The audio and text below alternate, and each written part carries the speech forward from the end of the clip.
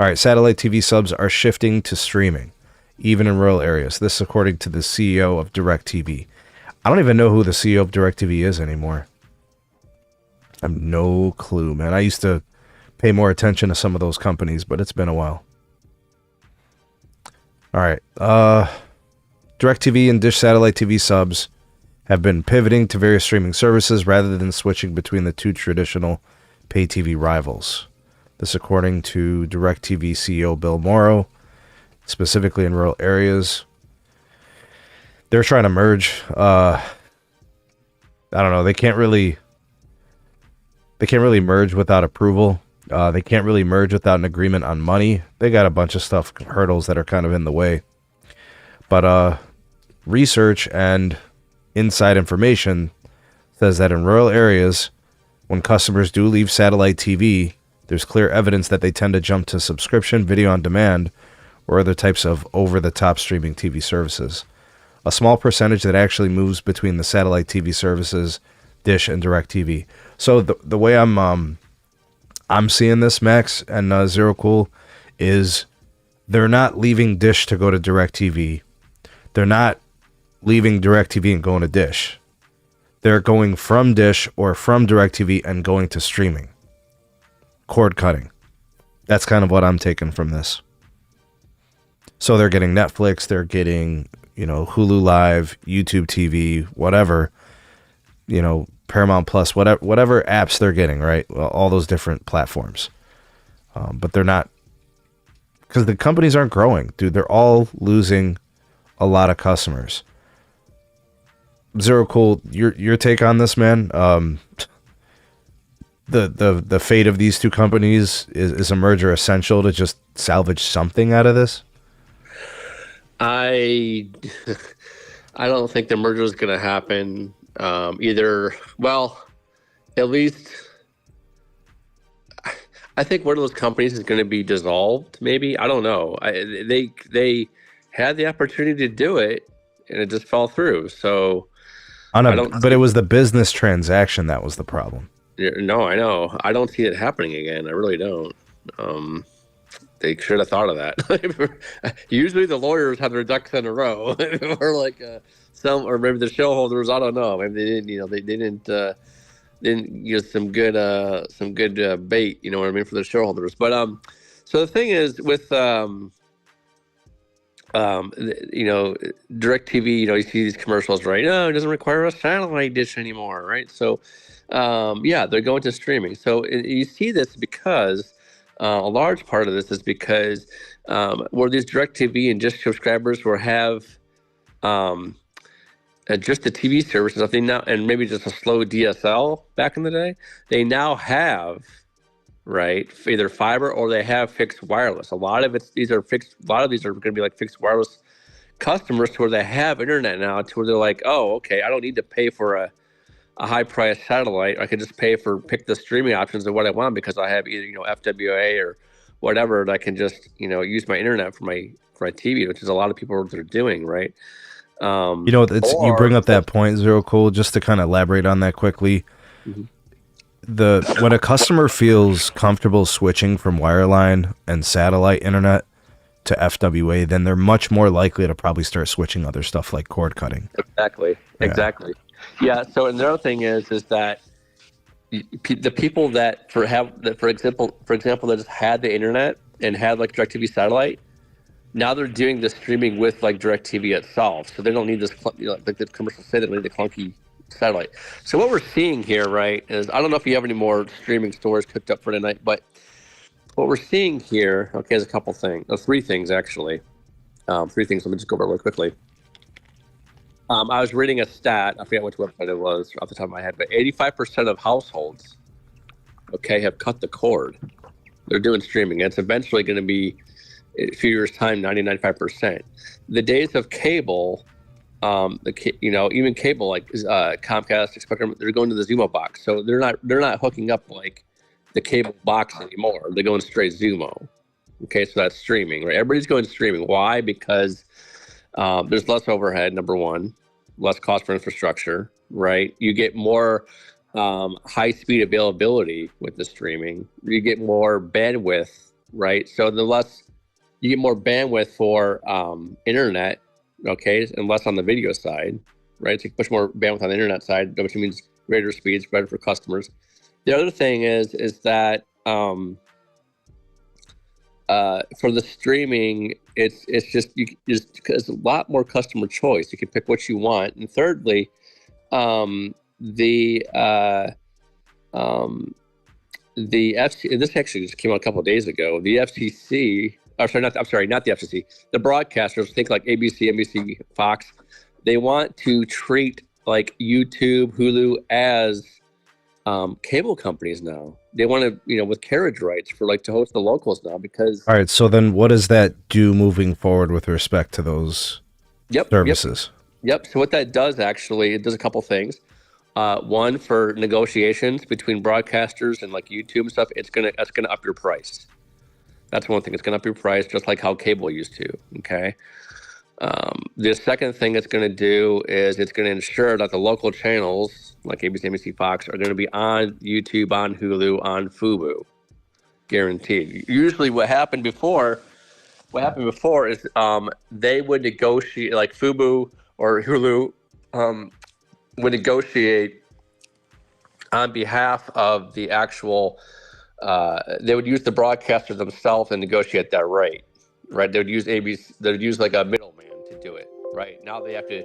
If the FCC redefines everything and classifies like YouTube TV and Hulu and Fubo and whatever else, Sling, whatever else is out there as cable companies. Yep. So that means no, not just correct. Just because those are streaming apps. There's a difference between the live TV streaming, correct, and then video on demand streaming. Right.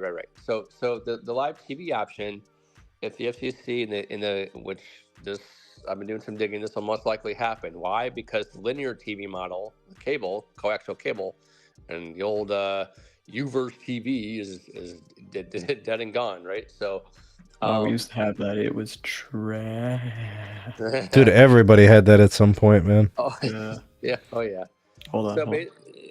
So basically, once this happens, then the YouTube TVs of the world will get treated just like every cable company, and then they'll be able to negotiate rates based on their carriage contracts versus the locals versus national channels and so on.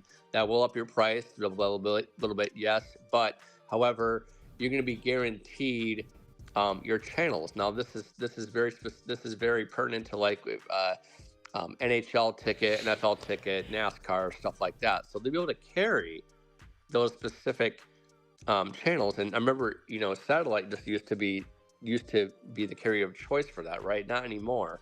They're able to deliver that content OTT, over the top, or based off via for your internet, right? That's how your streaming services are delivered. So it's going to be. You can look for this in the future. This is just getting started. So you're going to see cable, TV, Uverse obviously out the door, streaming becoming the new thing. No one's going to have a cable box anymore. Everything's going to be Apple TV, a Roku, Google TV, right? Or we all got something, right? Yes. Yeah. So this is coming quick, which is good. This is actually going to free up again more bandwidth for internet, so you'll be able to have your 5 gig fiber and have 20 TVs streaming 8K eventually in your house. So that's the future. So.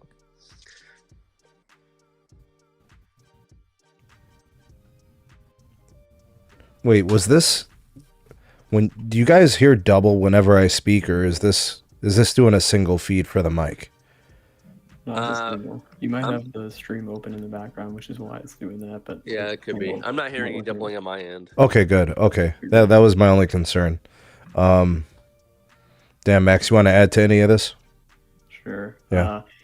I mean, this is totally expected. Of course, cord cutting has become a thing. It was a thing 10 years ago. Honestly, probably it's so.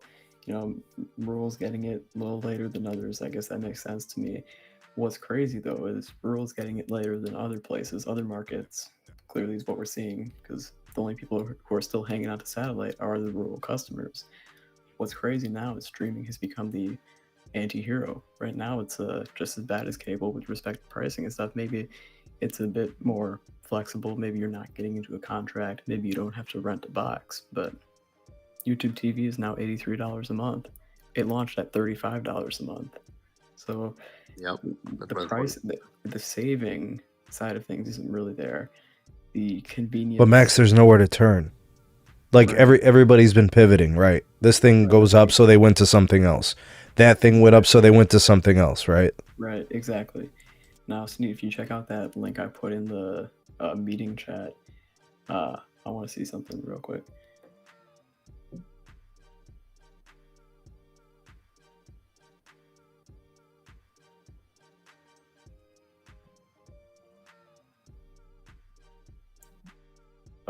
Bottom. Yes. Yeah. I want to see how many people are nostalgic to that, because I think I saw that one time. I just completely forgot about it. That's the old Uverse remote. Anyone who anyone who used to have the AT&T S10 S1 remote control, you're a real one. I remember that thing. Dude, I remember this thing. I had that thing, dude. I had Uverse. I had it when it was DSL and TV. Well, hold on a second, Max. At that time, that was considered elite, bro. Well, You got 110 channels. You got your home broadband, 100 megabit per second, 100 down, 10 up, VDSL, right? And I don't think we had it nearly as good as I guess you had it. I don't know. I can't remember if it was like DSL or cable or whatever it was. Zero Cool, can you speak to it, bro? 100 megs down, 10 megs up. You had 100 megs down. You must have been double bonded to DSL. Yeah. I remember like doing 50 max, man. Sneed, were you living in a palace or something? I know. No, dude, I was in a 2-bedroom apartment, dog. And you got 100 meg? Are you serious? I was 100 meg down and 10 meg up, dude. Oh my god. What year was that? 2014?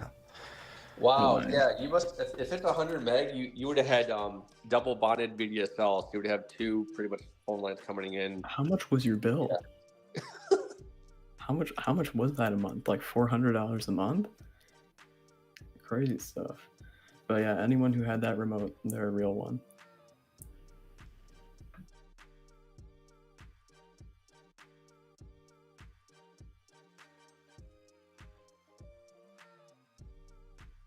Yeah, I remember that thing, Max. I'm surprised you remembered that. You remembered that as a kid, huh? Also, it's like this. I completely forgot about it, and then like I think I saw some picture of it a long time ago, and I just remembered. Oh yeah, I remember I had that remote. That's crazy. Well, and then I got thinking about it again because someone in my family who has had a Uverse account, or had one in the past, and then canceled it in like 2016, 2017.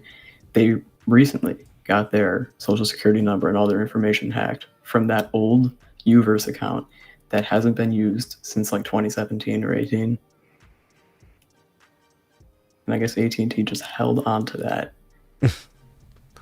Yep. Unreal. Yeah.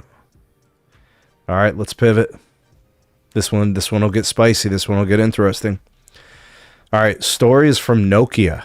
I have no idea who they paid to write this, but they contributed to Fierce Network, November 6th, 2023. All right, so this goes back. This is a throwback, dude. This is 1 year ago and some change. All right, so fixed wireless taking off big time.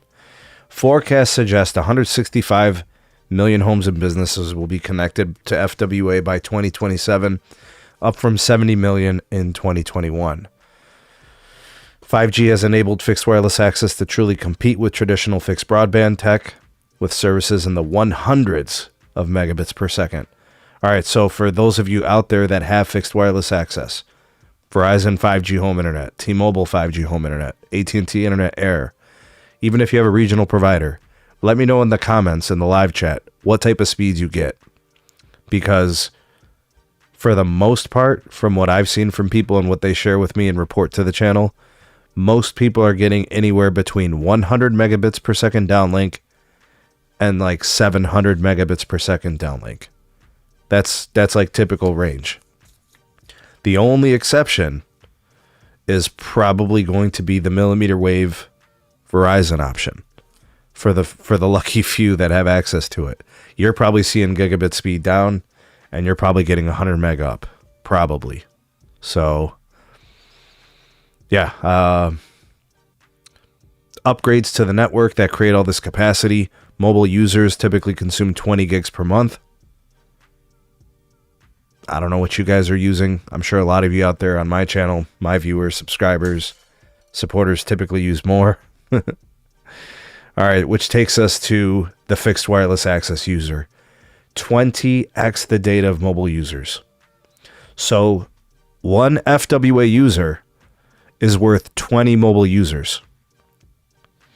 It says, according to Nokia, mid-band 5G can only support around a 15% FWA take rate in suburban areas before it starts to impact mobile data.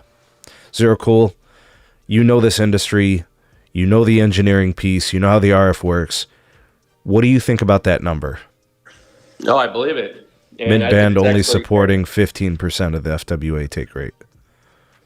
well, I think it's a little greater. Here's why: because you're really taxed. Think about it. It's common math. You take one mobile user, that's a cell phone, right? You take your FWA. Guess how many devices you can just put on that modem? You know what I mean? Versus just one mobile user, and there you go. So your adoption rate is anywhere between 7-to-1 to 8-to-1, right? Versus a mobile user. And that's why, remember, I just sent you that article, right, a little bit ago this evening about T-Mobile, like, disconnecting their FWA for time use. Yeah, there you go. That's a case in point. They're taxed. They're feeling it. They're feeling the pinch, so. That's so crazy. Like, what do they mean by that? Like, if you don't use any data in the month, they're going to say, oh, come on,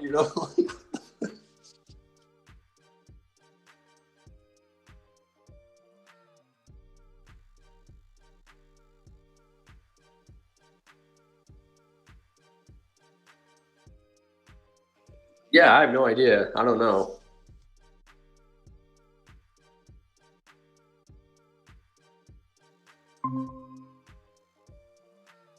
Oh man.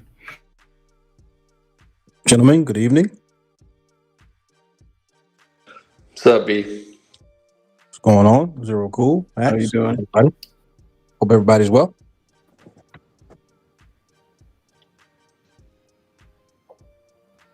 Oh, okay. When I think about the fixed wireless access user using 20 times the amount of data that a mobile data user uses, how much concern do you have personally, right? This is your opinion. Do you have any concern about the wireless networks keeping pace with the FWA demand? Because the mobile user is very easy to predict, right? There is a steady increase in usage over time, but it's predictable and it's consistent. We don't know what's going to happen with FWA. It's a new frontier in terms of the scale it's reaching. We have a baseline on how people use internet. I think those who are fiber to the prem players and internet providers from a traditional standpoint have a little bit of a leg up because they have more data. For example, Verizon's got 20 years worth of data that they can use to kind of provide a baseline for how customers consume data in the area of the country that's the most populated, which is the Northeast. So they have a good amount or a good grasp on what they can expect from a user of fixed wireless. I think AT&T is in the same spot. If anybody's probably in a precarious situation, it's probably T-Mobile because they don't have that data. They don't own any fiber and they don't have anything other than a wireless product to be able to pitch to consumers. So I mean, from that standpoint, I think they're probably in the worst shape of the three. But I don't think we're seeing companies drive the boat without having a map. They do have that information as far as the traditional players, Verizon and AT&T. They've got that information.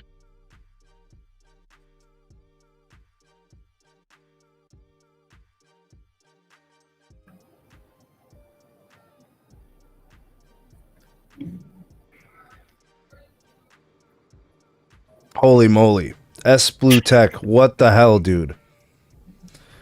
He put Hi Nation turning in a bit late, but was able to make it today with the $100 dono. Holy cow. S Blue Tech, thank you, man. Thanks for supporting us. You've always been such an amazing supporter of the channel and everything that we do here. Thank you, man. Salute to you. And happy holiday season to you, man. Wow. Very, very generous. Although I'm not surprised, man. You've always been that way. Thanks again. Wow. Impressive stuff. The major factor here, commonly overlooked for capacity management, the relationship between the FWA device in the home and the 5G radio. This is something I've mentioned on multiple occasions with Dennis, because Dennis would always poo-poo on fixed wireless, and he'd always talk about how great cable was, and obviously we can all agree how great fiber is, but there's so much upside that's untapped, right? Like there's the 5G advanced features, the software side, the network slicing, all the things that can allow you to better manage the network. And then, of course, there's always going to be more spectrum required, and we expect that to be more available in the future. I think with a new FCC and a better plan moving forward, at least we can have some hope, right, that that's going to happen. I think there's more upside than people are letting on. All right, so things like MIMO technologies, right? The increased higher order MIMO, improved CPEs. I think CPEs moving outdoors, right? That's going to help with obviously like antenna gain and stuff like that. Zero Cool, when I think about the engineering side, don't you think every FWA provider should have an outdoor CPE unit that can really kick up the gain to really help with uplink and downlink speeds? Okay, so that situation is only going to be useful for right now in a millimeter wave environment. Okay, so pretty much, however, once we have more millimeter wave out there, that's, for example, let's think of like an MDU, like an apartment, right? If you have millimeter wave on your roof on the apartment, you're not going to need all that crap. And the same design needs to be in neighborhoods, right? So it needs to be like repeaters. There needs to be dude, some engineers are pretty down on those repeaters. Their concern is the noise. Yeah, I know. And they do generate noise. They're right. Your parabolic wave dishes, right? They need as much edge-to-edge connectivity as possible. Here's the thing. If you have edge-to-edge connectivity in millimeter, which we do not have now, we only have on a micro and on a small cell based, okay? If you have an edge-to-edge, you're not going to need an outdoor antenna. You do now, because obviously the edge-to-edge is not there yet. The MEC, the edge-to-edge, the cloud compute for millimeter wave, it's not there. It's not, across the U.S. yet. But when that happens, it's just gonna be like, okay, you plug in a modem in your living room, you're good to go, right? Does that make sense? So yeah, but some of those CPs ain't that great, man. Like if I take, for example, the T-Mobile ones, like have been nothing but problems. Oh, of course. Yeah. Some of them have freaking been overheating since they were first released. Sure. I mean, there were some firmware updates helped some things, but seriously, dude, they've been pretty crappy. Oh, I know. Yeah, this is going to get better with time, right? But here's the thing. Here's the beauty about edge computing and edge-to-edge. What we call node to edge or edge to node, or node to edge. Your CPE, okay, it's going to get really, really good to where it's going to function. How do I want to say this? It's going to function less like a gateway, but more than a radio, right? It does have radios inside it, yes. But what I mean by that is the translation is going from an edge node, okay, to your modem. It's going to be like very, very synchronous. It needs to be synchronous because we have 5G advanced. It's going to have your 5G core. So your downlink and uplink speeds are going to be the same at some point, okay, right, over millimeter wave, okay? So to accomplish that, you need to have an edge, what we call like an edge router in your house. If you have an edge router in your house that has the radio built in, you're going to be able to communicate with that edge node outside of your house. That's about a couple blocks down the road. Okay, so part of the problem is stuff's about to get real expensive, dog. I was just about to say that Verizon needs to build it. Dave, what's They want to do the millimeter saying? wave, yeah. If you build it, they will come. Verizon is working on it. We see that now with the whole MECs, with the edge nodes. They're building it. I'm not saying they're not building it. They're building it. They're doing it. But it's just going to take a long time, right? Once that happens, everybody's going to be happy because all you need to do, like I said, is hook up your edge router in the living room. You got millimeter wave service. But zero cool. People had a hard time. People had a hard time paying $400 or $500 for Dishy from Starlink. You know, if a fixed wireless access provider comes to you and says you got to buy this, and the third. Well, here's the problem with Starlink. I wish their price would come down. But Starlink was expensive from the get go.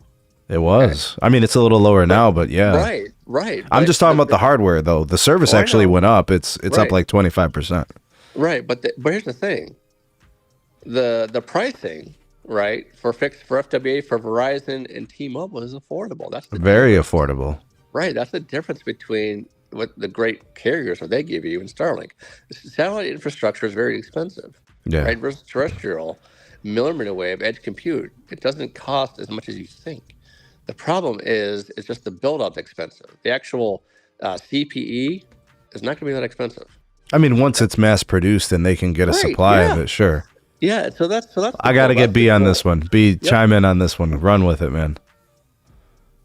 Well, I'm just sitting back loving what I'm hearing. I mean, there was a time when I was getting laughed at about millimeter wave and MEC and all these things, and everybody was saying, nah, blah, blah, blah. Now, fast forward to today, I'm loving what I'm hearing. You guys can continue. I mean, it's great. Well, I'm just a realist, man. I call like I see it. So, I mean, you guys know that. I can't call something that's not there, if you get my meaning. So, I mean, the innovator of the industry has always been Verizon. So, I mean, what they're doing, what they're doing with millimeter wave, mobile edge compute, all these things, that's kind of Hans' baby. That's what he talked about. That's why he got that job. Talk about Gator shoes, bro. Absolutely, the Gators. Absolutely, I'm talking about Hans. There's no other CEO in the industry that said anything about mobile edge compute or millimeter wave or the importance of these things except for Hans. Facts. So to hear all the stuff that's being said today, it's funny. Are you saying Hans is a revolutionary and people just didn't realize it? I am. It's the truth. I mean, the other. I agree. I think he's the wireless network guy. I think the other guys are all kind of just like, let's just see what Hans has to say about this. Let's just wait and see what Verizon does, and we'll copy it after they work all the kinks out. I mean, it's kind of how it works. The only innovation T-Mobile has brought to the industry is pricing, and AT&T doesn't innovate. They don't really do that. So, I mean, mobile edge compute, all the stuff that we're talking with respect to fixed wireless access and all the different use cases that come with MEC, these are good things. The industry is going to be happier that these things are available. I mean, now you're going to have to pay for it. I mean, I don't think $25, $35. I think we should probably enjoy this while we can. There's no way millimeter wave and MEC and all this stuff is going to come out. It's going to still be $35. I just don't believe that's going to happen. How much do you think the consumer can endure with respect to hardware, like in terms of a fee? Like for the FWA to be better, I think it's going to take some outdoor CPEs, and I don't think that the carriers can forever front the bill on an expensive unit because, with the hardware's got to get kicked up a notch. It's going to get more expensive. So if they want a better performing connection, they can get it, by paying for better CPE, and I don't think the carriers want to, fund that. I mean, what if the CPE costs like $600-700, bro? I mean, is the cost of doing business is starting to really come up? You always play that game because consumers, you come out with that product, and consumers will just say, hey, something's wrong with my existing stuff. Why can't you just give me that for free? I mean, there's going to be games that get played. And I don't really have an answer for you as far as how much the consumer, I don't know. I mean, a lot of people are crying broke nowadays, and I'm not sure all that's 100% true. There's a whole lot of spending going on right now. Look at the data for yourself. America certainly doesn't act like it's broke, but I don't know. That being said, I mean, I really don't have an answer for you, Sneed. I don't know what people will be willing to pay to upgrade, but having that product available definitely seems to be something that's groundbreaking. You're already getting faster speeds with millimeter wave than you get with the fiber connection, with at least the plans that most people have nowadays. I mean, I was testing millimeter wave today. I got 5 gigs down, 500 megs up. That's outstanding, and that's not like I was right under an antenna or something. I was like way across the street. So, I mean, it's getting good. It's getting really good. What I was going to add is right now, like for example, T-Mobile lowest plan is 35. Their highest one is 55. Those are both with any voice line. They're already subsidizing hardware that's $300, $400 if you just want to buy it, but they're leasing it to people. So an outdoor CPE, which by the way, US Cellular, which apparently they've got millimeter wave everywhere they offer fixed wireless. US Cellular is really heavy on the outdoor CPEs. So basically, I think they're doing like a cut rate type of thing where they're giving you a discount off the outdoor CPE, but that's the one they're heavily promoting. And then they also got the option for the indoor one if the customers don't want to pay for that. The reason why they're doing that, Max, is because they can actually give people a real broadband solution. Right. Because they're doing it over millimeter wave licenses. So if the fiber circuits are on aerials, I mean, they could sell a customer 500 down and 50 up. Easy for sure. Well, and the other thing is, like, again, T-Mobile, Verizon, they're already subsidizing hardware that's worth $300, $400 for just the indoor CPEs or just the basic plug and play, boxes. So 200, 300, maybe even $400 more, maybe do like a financing thing, split it over 24 or 36 months, or do like a lease option or something, $5, $10 a month as an add-on. I mean, right now you got T-Mobile selling like a extra $10 add-on for what, like a mesh extender and 24/7 tech support, and they make that a whole separate plan for $10 more. What's this? Why would the consumer say no to $5, $10 more a month to finance or lease like the better, like the outdoor millimeter wave compatible CPE that would allow them to deliver on that enhanced performance? I mean, you can have multiple tiers to fixed wireless, right? Both Verizon and T-Mobile do that right now. Yeah. I think that's the best way to go. Customers respond to optionality. Right. So if they're trying to watch the budget, they'll go with the entry. You could try to upsell them later, right? You can attach value and they might make the move. Right. And it used to be just one plan, but now it's like, you got your options. And Verizon, they got 5G home, which is basically, the crappy, like really low end access. You don't even get ultra wideband. I think that's a bad business idea on their end, just because like that's just they're just misrepresenting themselves. But what do you think is which plan? The base 5G home, like the cheapest one, which is because it doesn't even give you ultra wideband. You don't even get C-band in it. So I think Verizon's just shooting themselves in the foot with that plan. But then the 5G home plus, you get all the access, right? $45 with a qualifying line. So that would make sense to me. The way I see it work in the future when they start deploying this millimeter wave stuff, maybe you have like, $35 or $40, you got your base tier. It's got all of your network access except the millimeter wave, and it includes the basic CPE. And then you go up to like 60, 65, even 70, and that's where you start to get into the millimeter wave stuff and the outdoor CPE included, because that extra cost on the plan is easily going to cover the cost of that, again, whether you finance or lease it. So I guess my biggest takeaway from this discussion is they're already subsidizing hardware that's $300 to $400. What's a little more?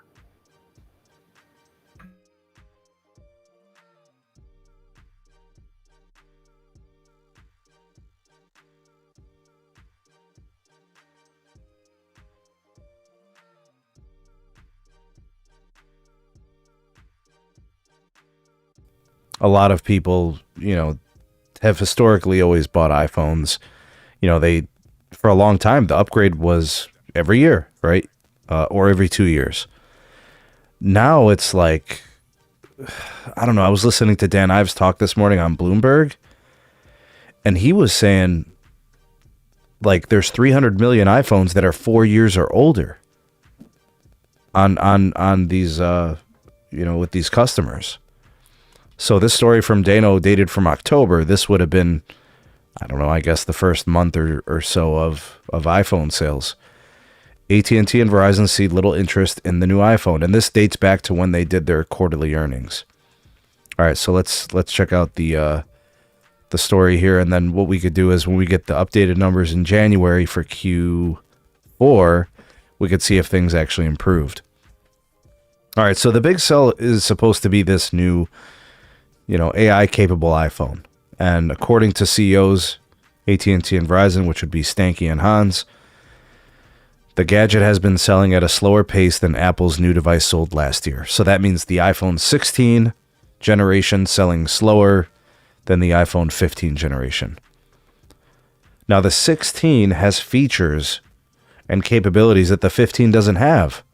But people are saying, to hell with it, I can't afford it, or I'm not buying it, or it's not worth the upgrade, or whatever. 3.5% of AT&T's customer base is upgraded to a new phone during the quarter. That was Q3, right? Slightly below the 3.9% who did so last year. So you have a dip. So from 3.9 to 3.5%, same time year over year. Verizon also reported a similar trend. 3% of the customers upgraded this year in that first 3 months of the launch, compared to 3.4% last year. Now, mind you, AT&T runs some of the most aggressive year-long promotions on iPhones. Verizon has been promotionally active for about half the year, at least half the year. You would say legitimately there are 2 very aggressive quarters for Verizon. You would say maybe Q1 they're a little bit more conservative, and Q2 they're still kind of quiet or whatever. But Q3 and Q4 Verizon always goes really, really hard. So we're not seeing the upgrades. People aren't checking for the new iPhone. They're not buying the new iPhone. They're not in a rush to buy the new iPhone. So there was this whole thing about an upgrade cycle, and it was going to be this huge thing everybody wanted. Remember Moose was here, on the live streams talking about this is going to be the biggest iPhone upgrade ever. And, talking about Verizon isn't King Kong and all this other stuff. And, look, I'm not saying that Moose is completely wrong, but he was definitely wrong about this being a huge upgrade cycle for Apple. It just simply hasn't been that. Now, there's a possibility that things improve for Q4 because it's the holiday quarter. But I don't think it's going to be better than last year, and I don't think it'll be better than the year before or any of that. I think financially people are squeezed, and they're making decisions like, I might have to just wait before I do this upgrade. I might have to wait another 6 months. B, talk to me about this. Is the consumer basically saying, I have to put this upgrade on hold, I'm going to ride it out for another 6 to 12 months? Probably. Especially if they already have a phone that's 5G enabled. They're getting at least a decent upgrade as far as performance is concerned, as C-band and mmWave and all this stuff continues to get rolled out. So I guess they don't see, many of them are kind of looking at their pockets, looking at their wallets and saying, I don't really see this as a need right now. I can wait a little while. These phones have gotten really, really good, really, really fast. They all, all the Samsung models, all the Apple models, they pretty much work really, really well nowadays. So you can keep a phone for 3 years and not have to worry about it. If you have insurance on the phone, They're talking about 4 years, dog. Yeah, you can keep it even longer than that. I mean, especially if you have insurance and things of that nature. I mean, you can do that. So, I mean, I think it's challenging for Apple more so than it is the carriers, because we know the carriers don't really make any money off phone upgrades anyway. That's all empty. It's not profitable at all. They make money off the service. So as long as they can appease customers and get them to sell up the stack, or to take something up the stack and deepen that relationship, the carriers are happy. It's Apple that needs to try to figure it out. And really, honestly, there's nothing to figure out. The phones are just working really well. They're kind of a product of their own success. These phones have gotten really, really good, and customers are saying, I not right now. I mean, all right, let's play this game. Let's play this game. B, you're on the spot first. You have an iPhone 15. Do you need to upgrade to a 16? I'm always going to say yes. In my opinion, if you're able to afford it, it's always good to have the latest and the greatest. Just average man, average person, average guy, average gal. I don't know how to answer for average Just people. just bought a 15 Pro, whatever. Probably not, Sneed. Okay, 14. People, yes. Okay, You need so to- that you means need- anything before 14 for sure. Absolutely. Come on. Okay. Well, I mean, everybody sees this differently because watch this. Zero cool. iPhone 15. You just bought the phone last year. Do you need to upgrade? Nope. 14. Only if you want AI. 13. 13, I would say so, only because I've improved more in performance. Okay, so a 13 is where you're drawing the line. You should be upgrading. Yep. Mm-hmm. Okay, Maximus. You just bought a 15 last year. Should you upgrade? Yeah. So the average person, definitely not, but I've been upgrading to the Pro every year. So last year I had a 15 Pro, this year I got a 16 Pro. But yeah, that was actually going to lead perfectly into one of my points, though, that I was going to make.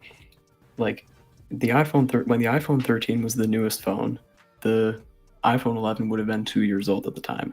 If anyone asked me, should I buy an iPhone 11 right now, I'd say, no. Trash. Just pay a little extra and get the 12.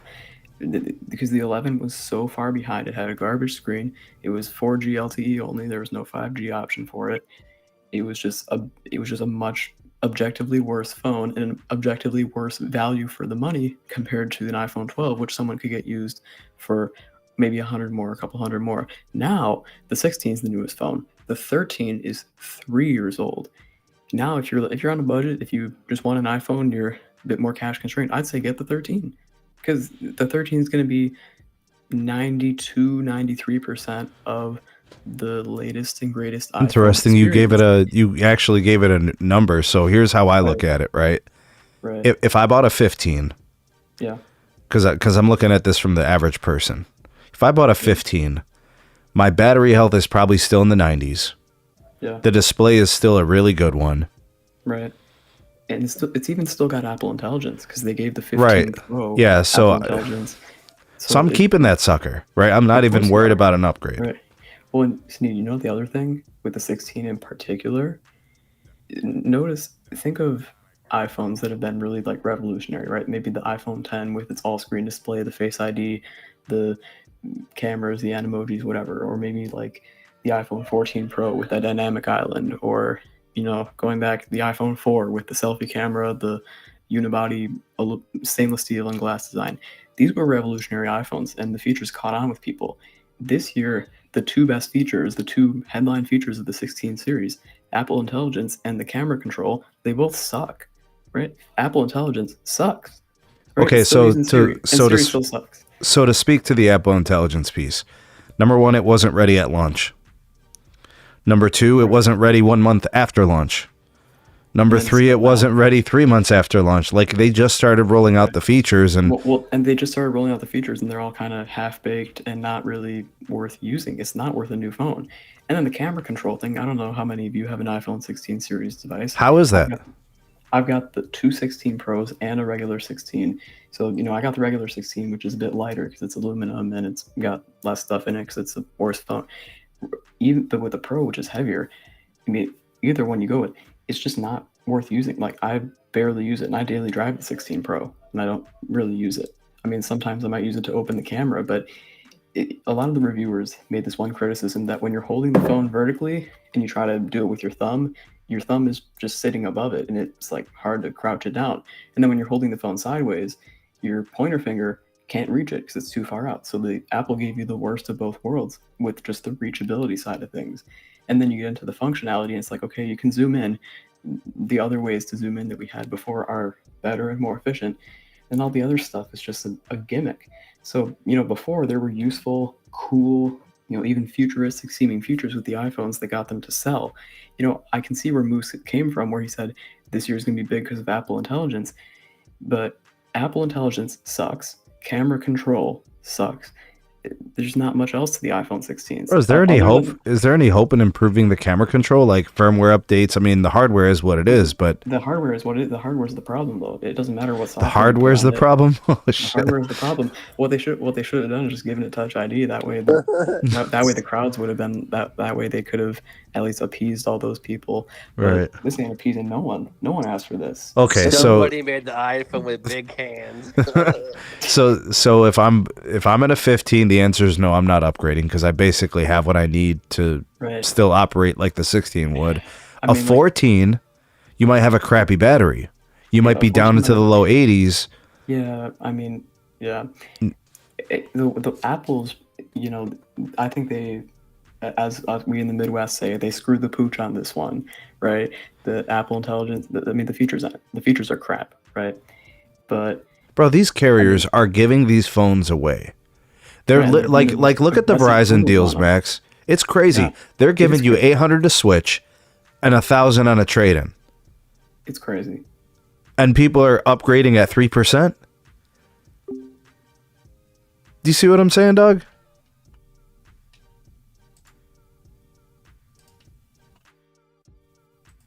The hell?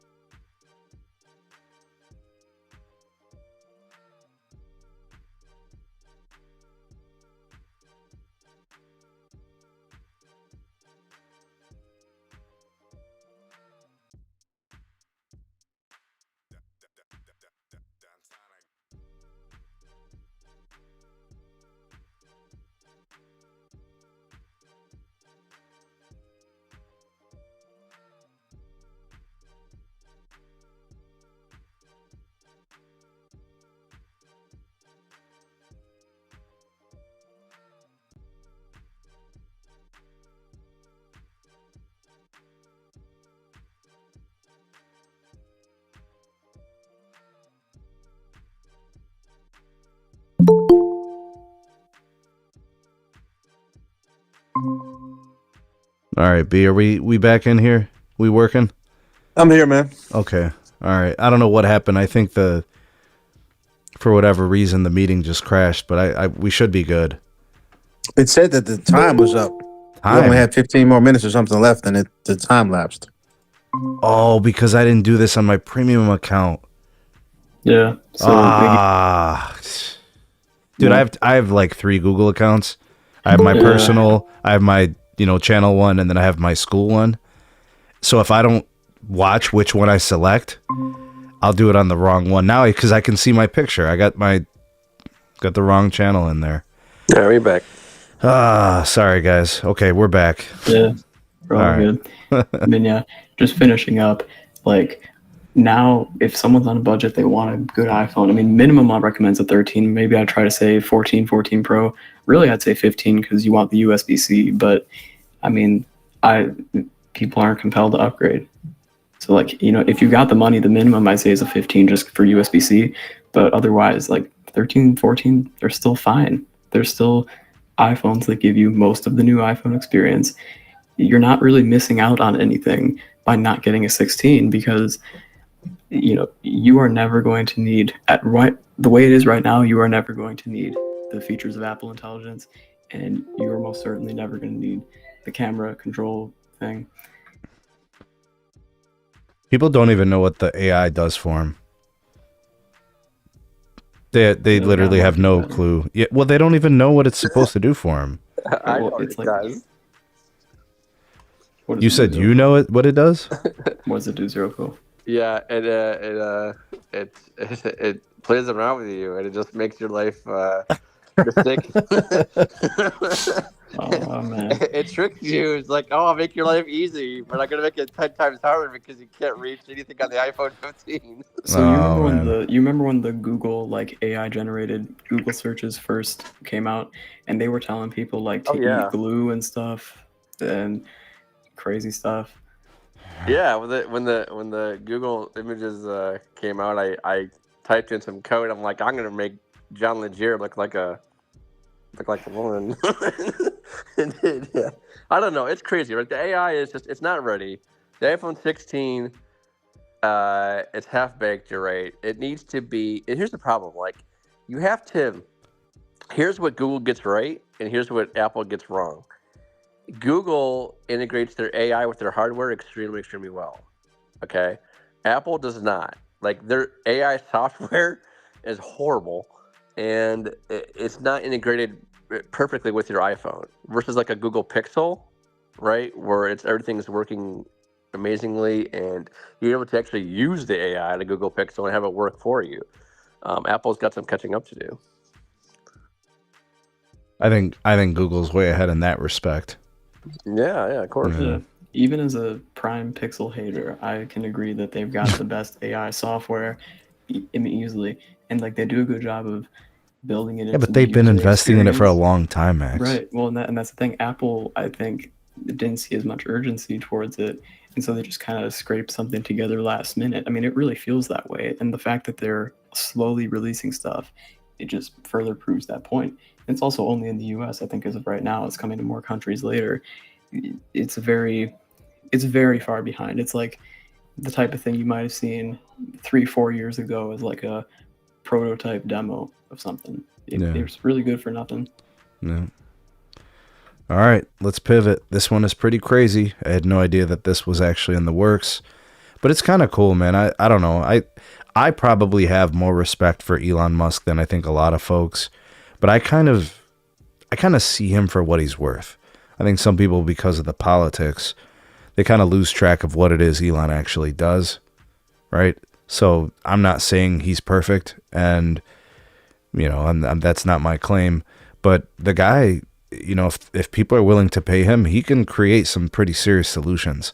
All right, so according to 2 recent FCC filings, one is an application and one is an amendment, enables second-gen Starlink non-geostationary satellite orbit satellites to provide gigabit speed services. I just want to let you guys, just let that sink in here for a second. We're talking about satellite internet doing gigabit speed. I mean, we've had people on my show, on my panels, discuss how limited satellite is. And Elon's talking about gigabit speed from satellites. Now, it's not low Earth orbit, right? It's NGS. That's a little bit different. Zero Cool, I'm going to give you the chance to kind of elaborate on that. But to kind of summarize what he wants to do here with this guy's creating a pretty amazing solution. We're talking about satellite connections where people would be happy to just hold a call. Satellite solutions where people would be happy with notifications or text messaging. He's talking about gigabit speed. Now, from the technical aspect, 1,300 megahertz of contiguous spectrum. We're talking about, what is that, KA or KU range? Zero Cool, 17.3 to 17.8. That's gonna be in the KU. KU, okay. 12 to 18. Yeah. 12 to 18 is KU. So that's it's KU. He's talking about terminals that can provide 8 gigabit per second downlink and 8 gigabit per second up. Go ahead, talk to me about it, bro. Yeah, so non-geostationary, right? So anything that is geostationary, you're looking at 23 million miles up in the sky or in the outer space, right?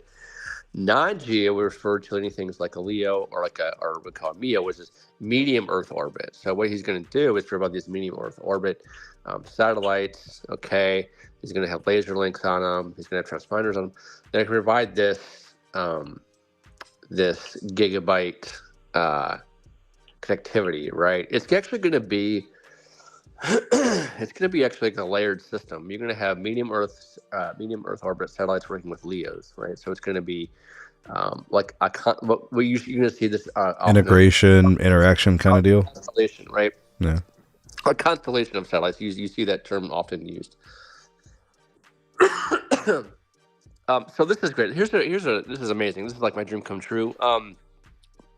Here's one thing I want to point out about Elon Musk. Okay, I think we could all agree on.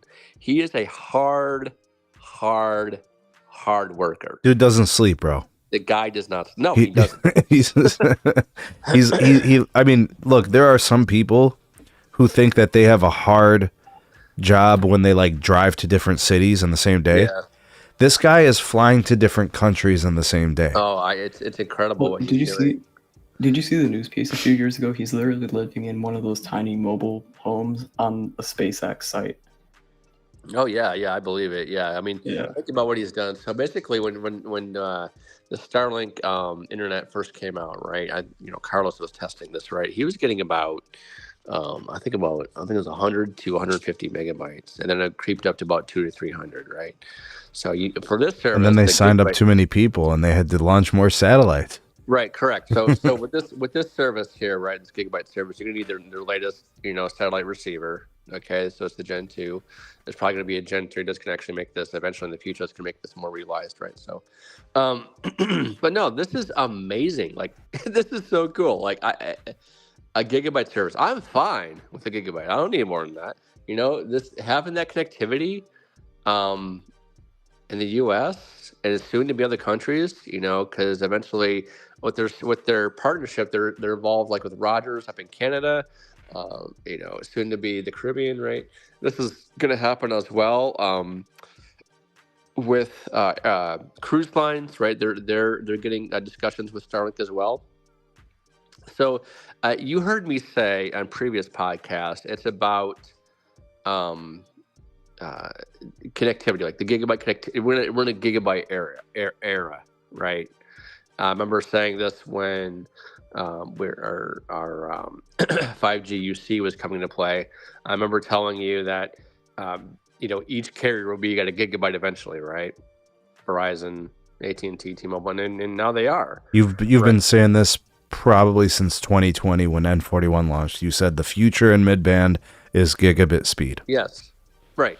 And so we're there, right? So the next frontier is going to be like, 10 gigabyte, then 100 gigabyte, right? And now, since we had the 1 gigabyte with satellite, right? This is great news. Like I am ecstatic. Like this is so cool to have this actually happen. Because here's the other thing. The other satellite players, we're talking about Viasat. ASTS is pretty exciting. They seem to be doing a lot of good things. Yeah, AST is good, but we want. The thing here is, right, we don't want, I mean, for me personally, we don't want. It's great that Elon's doing all the work. Okay, we don't want just him doing all the work. Yeah, we want like seven. I want Viasat to up their game. Yeah, it's expensive, right? But I want other satellite players to get in the game, have competition, just like the carriers are doing. So, but I think this is great. Good job, Elon. Other satellite guys like Viasat, get off your keister and work a little bit harder. That's all I gotta say. Oh, the legacy satellite guys look terrible. Elon's running laps around them, right? Right, yeah, the Viasat, the SES, yeah, everybody else, yeah. Let's be honest. Before we talk about other companies in the satellite world needing to do more, why don't the American people get off their keisters and invest in those companies? Like, we do a lot of talking. I agree. Like, put your money where your mouth is. Hold on, B. How am I supposed to? How can I invest in a private company? What do you mean? I can't invest in Starlink. It's private. Of course, you can invest in Starlink. Why? I mean, you can. I have to invest in Tesla. You have. Okay, so do it. You have the ability, but like not talking. You know what, B? I'm gonna go ahead and put in. I'm gonna put in an order for. I'm gonna buy a share. They're trading at $400 already. People are already investing in Tesla. Right. But I'm talking specifically about the other carriers, the other companies that are in the satellite world. Like, if people want competition, well, put your money where your mouth is. Yeah, like, go invest in them. You always seem to blame the American. Whenever a company is behind or whenever a company messes up, you're always the first guy to blame the American. Why are you blowing down on us, B? The American people emulate the American people. The American people vote because it's the truth. It's the truth. If you want to see a company invest in something, there's got to be money there to do it. Many of the satellite companies. Are you saying Starlink isn't getting customers? Are you saying they're not successful? I'm not even talking about Starlink. I was talking about the other companies in that particular realm. Oh, I see what you're saying. Those are the companies that could use the capital. There you go. To be able to grow and compete. Like so. Let me start over. Maybe I wasn't as articulate as I could have been. Let me try again. You're clear. I'm not talking about Tesla. I'm talking about all of the other companies that compete in that space. Gotcha. If we Yeah. want them to compete with a company that's trading at $400 a share, it's probably fair to put our money where our mouth is and invest in the other companies as well. Does Good that take. make sense? Yeah, what yeah, I'm saying? good take, B. Yeah, I agree Okay. with you 100%. Okay. All right. That's what I'm guess trying I to say. understand a little bit. Yeah, it'd be like, hey guys, you know that $10 stock that's in the sky? Wait, so you want me to buy shares of Global Star, bro? $2 a Right, share, yeah. dog? I'm saying like, That's yo, my point. if you want them to compete, because if you don't, Yeah, I'm with you. if it's a joke, I mean, then No. it's gonna stay the way it is. Right now, Starlink is doing what it's doing because it pretty much has unlimited capex to be able to do the types of things that are being done, and they got to end with the guy who's about to go in the White House on Pennsylvania Avenue. I mean, Yo, what are we B, talking about right now? you know what's crazy is like if you look at like what's going on within the industries, nobody can do anything without Starlink's Falcons. Like they can't launch their satellites without Elon. He's the guy. I don't know if that's true. But No, that is true, actually. That is true because Like he's the only guy that could scale launches like twice a week. Yeah, so like for example here, be like I was Amazon on their Origin space program. They're actually using SpaceLink's boosters, Right. You know, SpaceX's boosters, right? So a lot of people use them actually. It's There's another SES company. uses it too. There's another. I'm sorry, I apologize. There's another company that does satellite launching. I forgot what. But are they doing it better than Elon? I'm not saying they're doing it better. They're probably not trading at $400, guys. So all right, look, I understand what you're saying. I get it. The 800-pound gorilla is Starlink. I understand. I heard you. Okay, I'm not disagreeing with you. What I'm saying is there are other players in that space. And if you want those guys to do the same thing, it's probably going to take some additional investment. I'm with you. But I mean, I think that there's another company that does satellite launches and things like that. I just don't remember what it's called. I'll research it. I'm sure I'll remember it as soon as I get off the call. But there are other players there. There are other players. No. I'm waiting to see what AST does. Yeah, They've me had too. some significant investment. Right. I know they're going to be getting their stuff off the ground. There's going to be other they've got the players. right There's gonna guys be other- invested in them. B. They've got Verizon and AT&T. I mean, I think they're in the catbird seat to succeed with respect to that.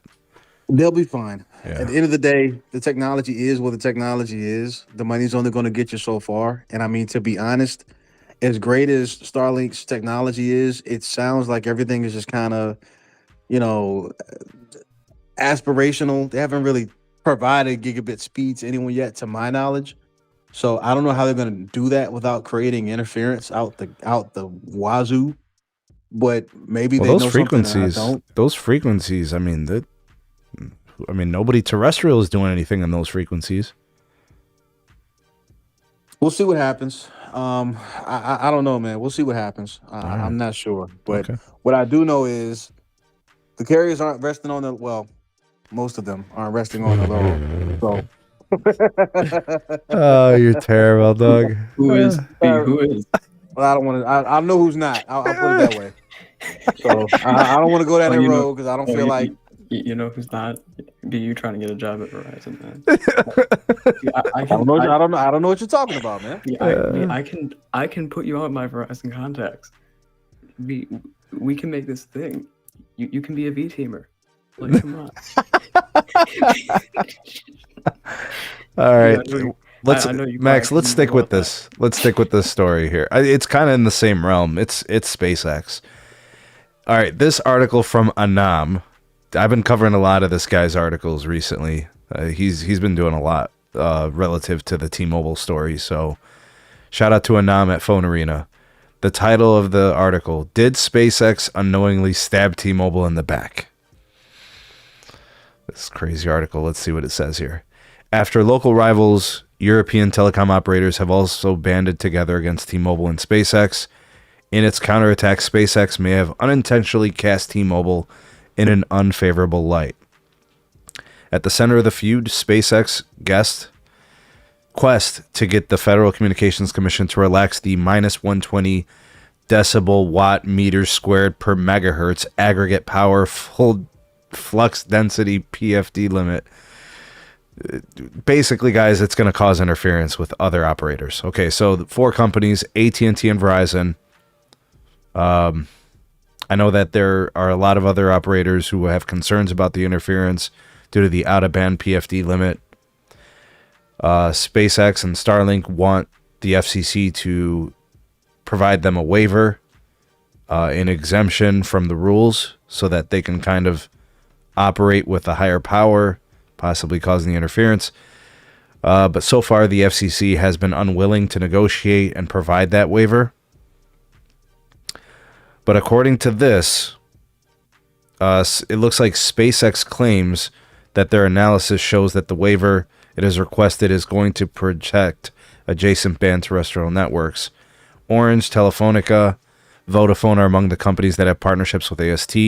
SpaceX has accused these foreign backers of AST of wanting to slow down its progress and putting the U.S. at a disadvantage in the international market. Look, I've covered this story before with this particular framework based on what he's saying here. SpaceX is saying everybody who's doing business with AST is fighting us and trying to block us. That's what I think it's boiling down to. I don't know who's right or who's wrong. I speculated this a long time ago. At first, I thought maybe it was T-Mobile doing T-Mobile things. But to be honest with you guys, I think Elon sold T-Mobile wolf tickets. I think he told them, yes, we could do it. Don't worry about it. We'll work on it with the regulators. We'll figure it out. We'll be fine. And there's no guarantee of that. So I'll start with you, Zero Cool. Do you agree with my premise that T-Mobile was duped and Elon told him everything was going to be fine, no worries, but now it's not all fine and there is worries? Half duped. Here's the thing. Here's why. Whose engineers are better, the T-Mobile guys or Elon's guys? Well, Elon's guys, obviously. But here's the thing. Here's the thing with the FCC. Okay, the FCC, just because they set rules in one administration doesn't mean they can change them with the other. Okay, the FCC can always change the rules. That's the thing. They have done that, right? So with the new administration coming in, I feel that the rules that they have now will be amended so that FCC doesn't need a waiver. I think they'll find some magical, legalistic RF way to just get it pushed through, right? Because right now, Zero Cool, they can just do text messaging and alerts. Right. No, they can't even do stable calling or data sessions. Right, but that's the thing that people need to know. The FCC can amend their own rules. They can make it what's called the new NRPM. And what do you think Verizon and AT&T are going to say to that? They're going to complain, but which is a new NRPM, which is a notice of proposed rulemaking, right? So what that does, if that gets issued, right? If Starlink says, okay, we want to tackle it from this angle, it could be very well passed. It's very political. It's extremely political off the FCC. So I can see why they denied the waiver, right? If you think about it, the current political landscape, Elon and Trump, Elon's going to be in the next administration, right? Bro, do you know what Dan Ives just said about that relationship today? No. He called it a bromance, bro. I'm sure it is. Well, that's fine. If that's what it is, we're going to have a new FCC chair as Mr. Carr, which is a great guy. You think he's going to be extra friendly too with Elon? Oh, absolutely. I think so too.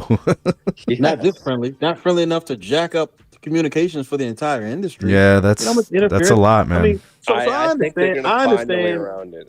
I understand it's popular to kind of. I understand it's kind of popular to kind of ride the sack of Elon right now. I get it. I understand, but it's not. I just can't see how it's crazy. Brendan Carr, as respected as he is, as knowledgeable as he is, as studious as he's been like the only person on the only person in DC at the FCC that actually seems to know what he's doing. I can't see how he all of a sudden jacks up the telco industry for the next umpteen years just to score some political points. Like, so how Don't you many think it's kind political of points are risky, you Zero gonna- Cool? Because I agree with B on that. I think it's risky. No, I just think he's. I think they're all going to sit down, and I think they're going to find. Bro, a way to get you it could done. lose credibility. He's got a lot on the line here. I don't think that's going to happen. I just think they're going to. I think they're going to come to the table and go to the drawing board and get it done. That's what I think. Create some new science. I mean, like, create some new science. They'll find a way. Yo. They'll find a way. Don't worry. Everyone. No, that's not going to happen. Let's do some simple math here. When there's new airwaves, there's new spectrum, there's new whatever that the FCC auctions off, that is money going into Big the money. government. Facts. Big money. Mm-hmm. Now, Elon. Now, what's this new organization that Elon's in charge Doge. of? It's called Department Deuce. of Government. Department of Government Efficiency. They're all about reducing our tax dollars, or the spending of our tax dollars, and because we're in huge debt right now. So why do they not want more money? Why don't they want more cash flow coming in? Why aren't Brendan Carr and Elon Musk going to become best buds? There's going to be a mutual benefit from putting more out there. I mean, Elon will do anything as long as he's compensated well for it. Oh yeah, for sure. I mean, he'll create solutions, and That's my point. He's not going to let this thing fail. And I think Brandon Carr is the type of dude that probably wants to see solutions, but but there's a side of me that's with B. He's not willing to create cracks in the government for some exceptions that's not really going to return anything that substantial. We're acting. The juice ain't worth the squeeze, is what I'm saying. I mean, we're acting like America's in a hole and nobody can connect to the internet. This is the most connected country in the world. Like, and like we survived an entire pandemic. No, I think we're better than they are. And I mean, and to be honest, yeah, I really do. I mean, and a lot of it is because, well, we don't have the same sanctions that they do. They don't let their people really do anything on the internet. But we're really, really, really well connected in this country. The telecommunication industry has served the country really, really well. Now, before everybody boos and tells me about how they don't have connectivity in bubble fuck, wherever, I understand. It's not perfect. I get it. I understand. I acknowledge that. But at the same time, the country is very well connected. There are more people connected today to quality internet than at any time in our nation's history. And the number of people who do not have access to reliable internet, that number is decreasing every day. We got fiber to the prim programs that we talk about ad nauseum. We have fiber, fixed wireless access that we're talking about ad nauseum. We have carriers that are still deploying mid-bands. Like, come on. People are getting gigabit speeds from wireless connectivity. Right. Why? Yeah, but then I got T-Mobile. I got T-Mobile relinquishing millimeter wave licenses, dog. Well, okay, but B, if you're saying that though, then that gives you all the more reason to get this Starlink T-Mobile partnership to work. I mean, yeah, as long as it doesn't screw up the rest of the industry. Again, back to Sneed's point. Back to Sneed. Yeah, but like it's they're gonna mess with Africa's 5G connections, dog. It's science. So you're either going to cause interference, you're going to transmit, or you're not going to cause interference while you're transmitting. And what they want to do is move the rules and move the goalposts so their stuff will work. I don't understand how you do that. Okay. You're going to screw up 2/3 of the country. Okay, no, hold on, guys. I'll give you a perfect analogy, okay? Think about the C-band altimeter problem, okay? Remember that, Sneed? I sure do. You literally, all you have to do is just apply that same logic, and then boom, you're good. Okay, all right. So Zero Cool, you tell me the truth because you've lived it. Is T-Mobile a good or a bad neighbor? What do you mean by bad neighbor? Are these frequencies not all adjacent to each other? So here's the thing. Hold on, you better answer my question, sir. Are there not 2.5 gigahertz problems across the country with regional providers and local ISPs? Yes, there is. Okay, so they've been a bad neighbor. So this is really just par for the course, dog. I agree with you. They have been a bad neighbor, but here's the thing. You guys really think that this is the first time that the carriers have had interference problems or tried to deal with them? No, but they always deal with them by powering down, not turning up. There's a way around everything. Okay, I lived it. I trust me. This isn't the end all be all. Okay, there's solutions. That's why they have our solutions. That's why they have new radio. That's why they have different. This is crazy. So RF Zero Cool, you're parameters. basically saying I'm dribbling a basketball in my apartment. I'm pissing off my neighbor. I move to a sledgehammer into the wall. Eventually there's going to be a damn hole in the wall. I would do a slam dunk and laugh on my neighbor. That's my point. No, this is not. Okay, there's a reason why T-Mobile needs to jack up the power. Okay, there is a solution. Okay, they may like the other carriers. They may have to move center frequencies. They may have to move. It's always a solution. That's what I'm trying to say. There's not. Bro, Why it's would the other PC. carriers? Why It's would the other carriers do PCS, that? bro. Those guys have been Why would the operating other carriers terrestrial move? PCS for decades. There's gonna be some give and take. There's gonna be some Why? But goodies what's thrown the in. incentive? What's the incentive for I'm AT&T or telling you. Verizon? Just to like, help move anything? T-Mobile? Just to I'm- help them, bro? I'm telling Like you, they have licenses that they pay for. I understand that the incentives can be created. That's my point. There's always And what wiggle would room, the guys. incentive? What incentives are you talking? So you talking about the Maybe $400 per share company giving up some cash? maybe Siebert will give maybe Siebert will give Hans some new Gator shoes. I don't know. Like okay, Not- like not Better good arm him enough. up with some It's not extra good enough. deodorant if he's gonna do that. okay. My point is, there's always It's not- workarounds, it's not- guys. That's okay? not good enough though. Like There's always real cool. workarounds. That's not. Okay. Well, I respectfully disagree. I can't tell you what those workarounds are going to be until like if the new once the new FCC administration gets in, if T-Mobile gets their stinking high power rules or whatever passed, there's going to be some solutions, just like there was with the altimeters and the FAA. There's going to be solutions. Think about it, guys. If there's RF and science, okay, there's always solutions to work around a given problem. Right, this is same thing with. Bro, I'm anything with, sorry, like- bro, but if it Dude, ends this up like the FAA situation, I don't have good faith in this. Well, let's There were no the solutions to the hopefully won't FAA be- problem. Hopefully, won't be that involved. Let's hope. But I There mean, were no solution to the FAA problem because there was no FAA problem. It was all bull from the jump. from the So the same frequencies that Verizon purchased, they're transmitting on today. They didn't move anything. They didn't do Right. anything. No, There I was no know. solution. The airline said, "Oh, my bad. We wasted Right. 2 years of your time." Verizon should have sued them, to be honest. well, I don't know why that just got swept under the rug. I mean, Verizon lost billions. I mean, if of dollars. Verizon and AT&T banded together, they could have made some real noise, dude. I don't understand why they didn't. It was a missed opportunity. They should have sued the government and they should have sued the Because airline they company. know they need the government assistance. They know they need the Exactly. occasional They need the hand me US over. Yeah. Come on, bro. Let's talk about AT&T being squeaky lately. I mean, Yeah. Hawaii, All right, really, so that's a Yep. huge 4.9. that's a huge egregious error that Verizon and AT&T are still paying for. So you know what? Like it may be time for the government to pay the piper. Like they So- kind of owe Verizon and Verizon- AT&T a bone here. So Don't you Verizon think so? Bro, where's a Jeep pie? That's what I want to know. Exactly. Where's my Reese's Somebody call mug? the Jeep, man. Somebody call the Jeep, yo. Where's my Reese's mug with my big ass buck teeth, bro? Where's it at? Right. No, that one video he did with like the fidget spinner glasses and stuff. I remember that. No, but so Verizon and AT&T didn't band together for the FAA situation, which, as B just described, and I agree with, was completely just pointless to even call it a situation.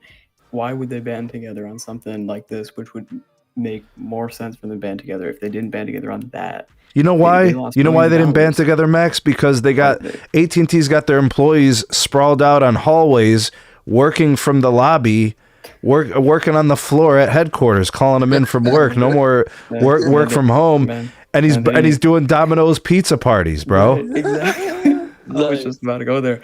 Hey, honestly, this is gonna sound crazy. Next year, I think Stank is getting replaced. What? No, No. Hold on a hear me second, out, bro. hear me out. This. Stank. All right, go ahead, Max. Go Yeah, ahead, hold it. This is gonna sound crazy, but dude. I don't know. It's something. Where's Moose? Yeah, exactly. I feel like Moose right now. All right, should I do it? Should I do it like he does? Cha cha. Let's go. Let's go. No, let's go. Let's do this. Wireless has been suffering on AT&T's end for how many years? How many years has My their bad, wireless I'm just sorry. been suffering? And like, what really cemented this idea for me was this investor and analyst conference they had. The Stank just looked Yeah. tired. He looked like he had never presented anything before. And then he was getting into some of these graphs and metrics.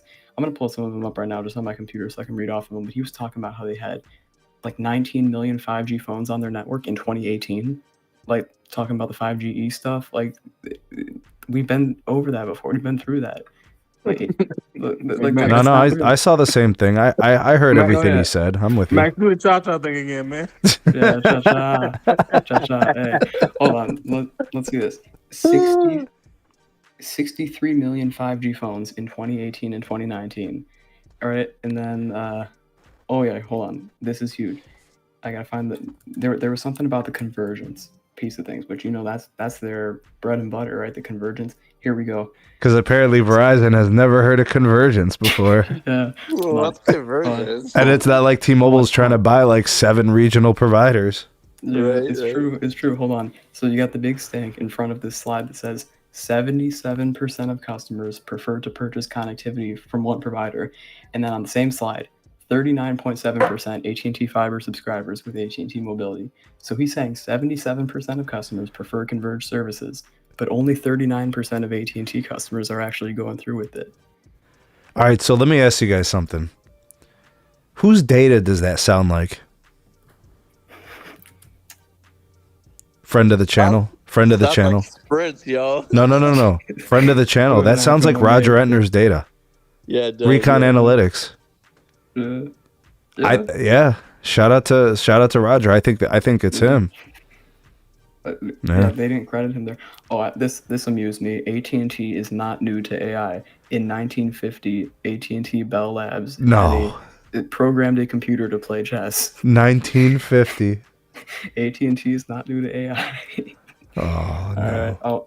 Oh, and then this whole copper thing, talking about doing it by 2029. Yeah, they want to shut down all the copper. But yeah, I mean, I'd hope they'd have most of the country covered in fiber to the prem by 29.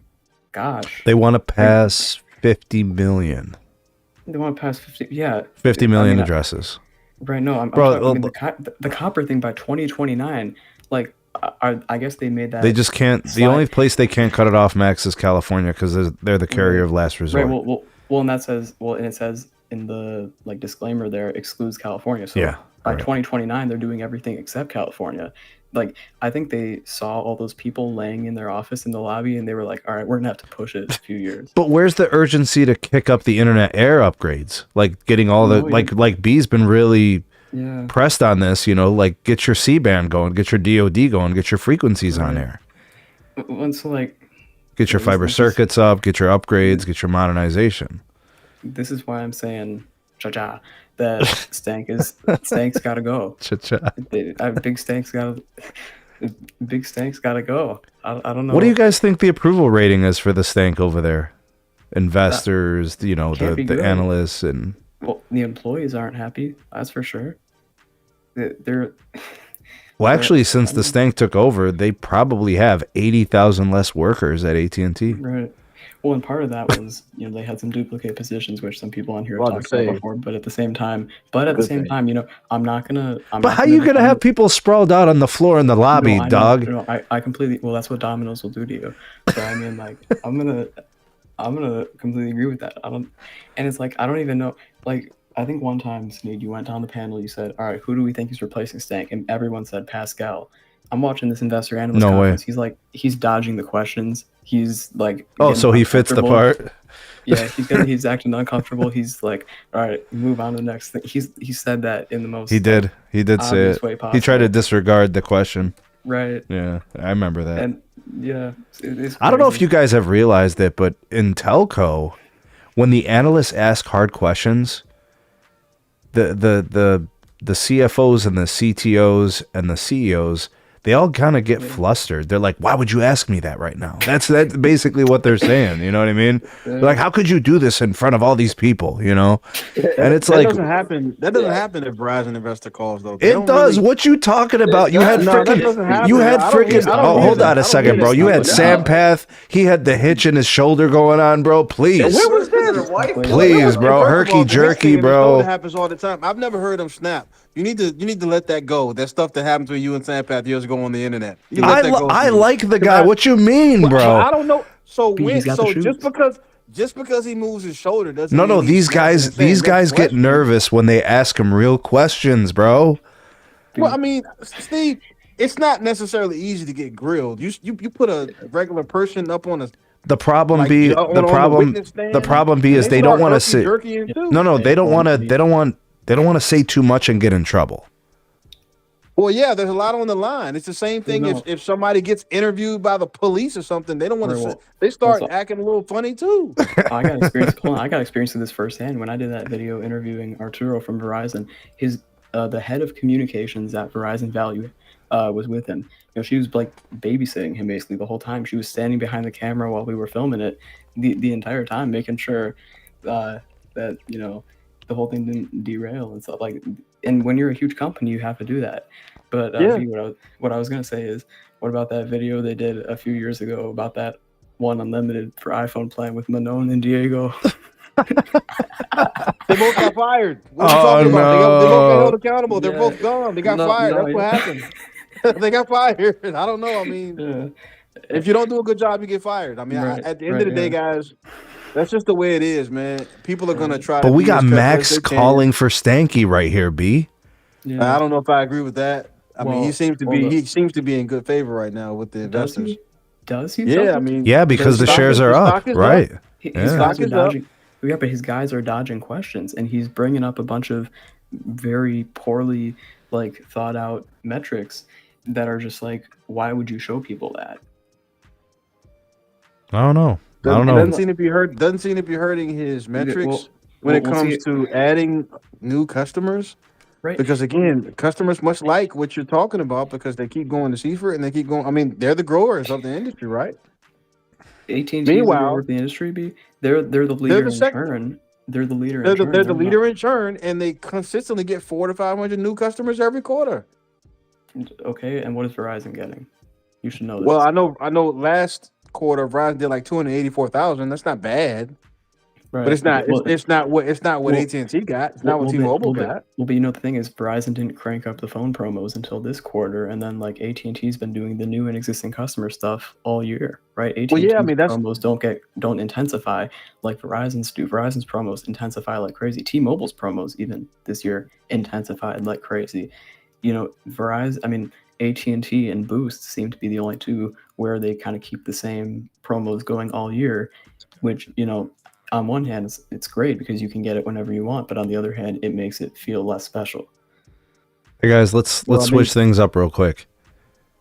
Let's respond to some of these mentions in my my X feed.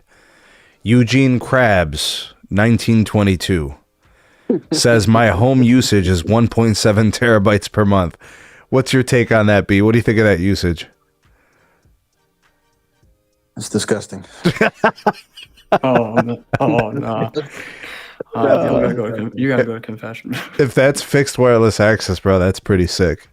Well, That's I mean, really disgusting. like T-Mobile caps it at 1.2, so I don't even know how. Like, I guess Yeah, I but don't it's know just how to- network management, right? That's just deep prio. Yeah. Oh, I got you. Yeah. I think it's good usage. I mean, it's Bring better back than, data like, caps. disconnect. Bring back data caps. No. Bring You back know, buckets. All right, B. US How about this Cellular- one?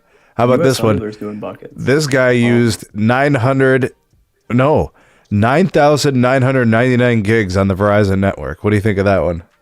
Bring back data buckets. make people pay for what they use. Make people pay for what they use. This is what I'm talking about. Whenever you see something, you're always the first person to blame is the American people. They use too much. They What love do you to pay want me to late. say? Who is controlling those people's usage other than themselves? Well, Verizon want me just to straight say? up they shut down Carlos's line with no notice. And, Right. I mean, Carlos That was took kind it way of too the no far, notice but- part's kind of crappy. Yeah, I mean, they could have at least said like, "Hey, stop it." Maybe when he was at like halfway through, but then Yeah. You know what? You know what would end that? What would end that be? Making people pay for what they use. My That way gosh, B. they Tell them about the monitor, bushels of hay, and B. they Tell be the them. one. Tell them Hey about the man, bushels. everything else has a unit of measure. You B, pay for a gallon of gas. You pay for a bushel of wheat. B, I mean, you pay for a you gallon of milk. B, you are the perfect guy to work at Verizon. I mean, I'm just saying, man. This whole I'm pay gonna one hit up my price and get however much you want. How sustainable is this? I don't know how sustainable this well, is. obviously, if everyone's doing it, it must be somewhat sustainable. I mean, they built the networks to have the capacity to do it. Not necessarily for people to be able to use multiple terabytes in 1 month themselves. Well, and they're outliers, right? There's maybe 5 of those people in the whole country. They're not. I mean, with fixed wireless access, He it's just obviously named different. Sneed just named 2. Sneed, you got anybody else who's being a data hog? Well, Well, how about this? How about this one? Let's pivot a little bit. This one is from SG0 or SGO E21IA. He says, "Oh, that's the former Infosys. I remember him, man. I haven't seen him in a while. No one realistically needs gig service. Nice to have, yes, but unnecessary. 300 by 300 is fine." Untrue. Not. Well, I mean, for today maybe, but not. I mean, 3 years from now, I don't think we'll be saying that. So what do you think? 3 years from now, more like 500 symmetrical is fine? Well, I mean, or do you honestly, think gigabit service future-proofs networks for carriers and whatnot? Yeah, it's the over-the-top players that need to upgrade their stuff. The Netflix and all those guys in the world that are still. Oh, you're so right, bro. Did you see any of their NFL games recently? Yeah, but the NFL games look great. To their credit, they did look great. No, everybody was saying they were having trouble. Well, hold on. I didn't hear that. I heard like a lot of people were saying that they had good experiences with the NFL games on Netflix. So I don't know. I don't know everything, but that's what I saw. So is this talking about fiber internet, right? Or internet, home internet type thing, right? Yeah. Right. So I'm using AT&T fiber 1 gigabit right now, and they raised my price twice. I'm just thinking, maybe go for the 2 gigabit for like $20-$30 a month more. Like I don't think it's ever been not able to do something. Honestly, for a single person, I'd say maybe 300 on 300 is plenty. When you got a family, when you got, dozens and dozens of devices running on the network, when you got, constant download and upload, getting flooded up, the extra capacity, the extra speed definitely matters. And that's why they offer multiple tiers. That's why they give you the options. That's why they tell you this is ideal for this is ideal for that. 1 gig is pretty much enough for what I'm doing at my household. Maybe considering upgrading to the 2 gigabit. The only issue is we're going to lose our free Max subscription because we got one of the old plans, and if we upgraded, we'd lose that. And I know B's about to blame me for staying with AT&T for them removing that benefit. They're about to say, "Well, you love to pay." Yep. You did it. I mean, your parents did it, or whoever. I don't know who paid the bill. I don't know. Oh my God. Yeah, be all right. All right. How about this one? I don't know. I don't know who paid the bill. I don't know. All right. How about this one? Got into a little bit of an interaction with someone there on the X platform, and I was saying how I thought that maybe. Hey, Sneed. Sorry to interrupt. We got another message that says it's going to end in 15 minutes. We'll be done in just a couple of minutes here, so we should be good. Thanks, bro. Yeah. So this particular interaction, I was a little bit critical of the outgoing FCC, and all the birds sing words said, Brendan Carr won't be better than Jessica. He is a puppet. Let's see what his focus is, retaliation or get STAs approved, for example. I don't know, man. I personally believe that this was the worst version of the FCC I've ever seen.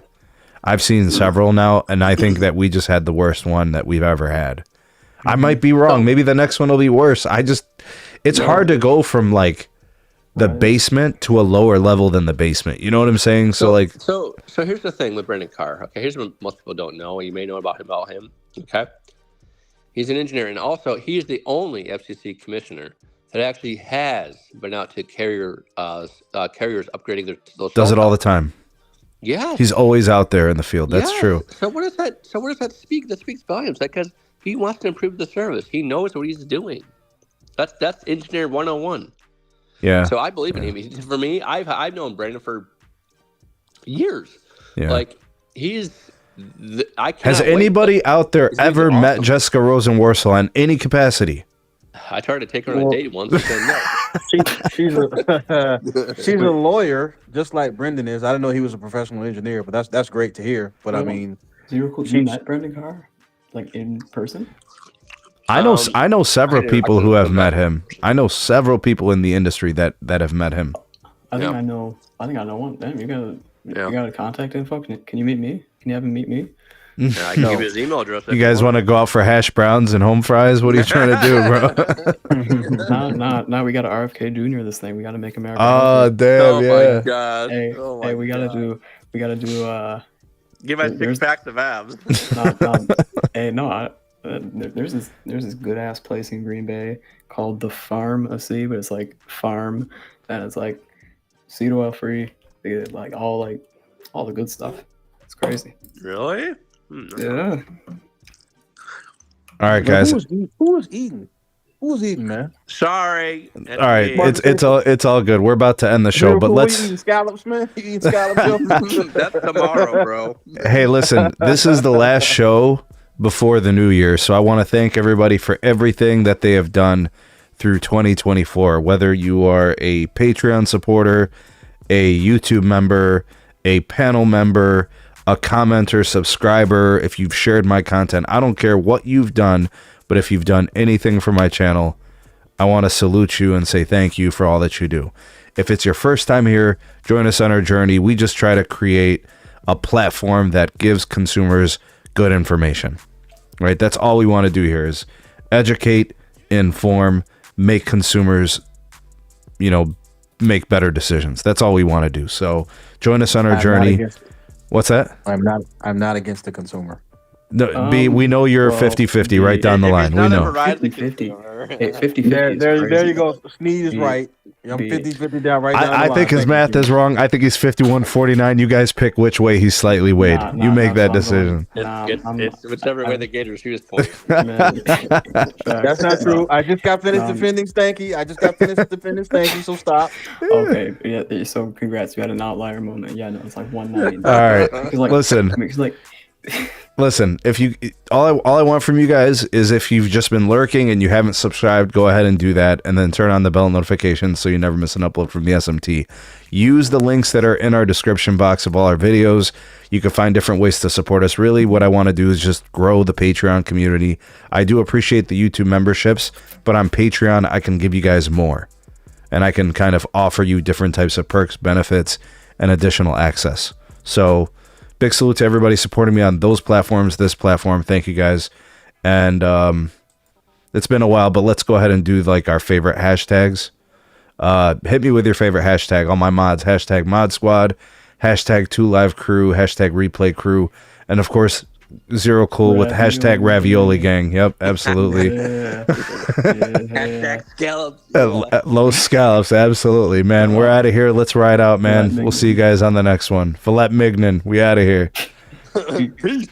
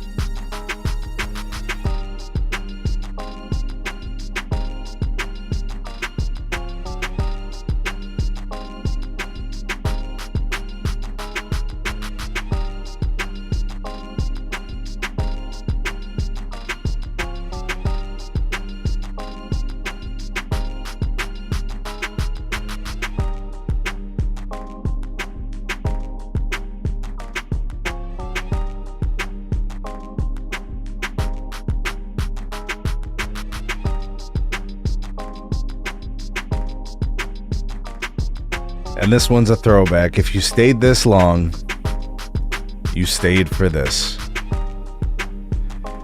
Yeah.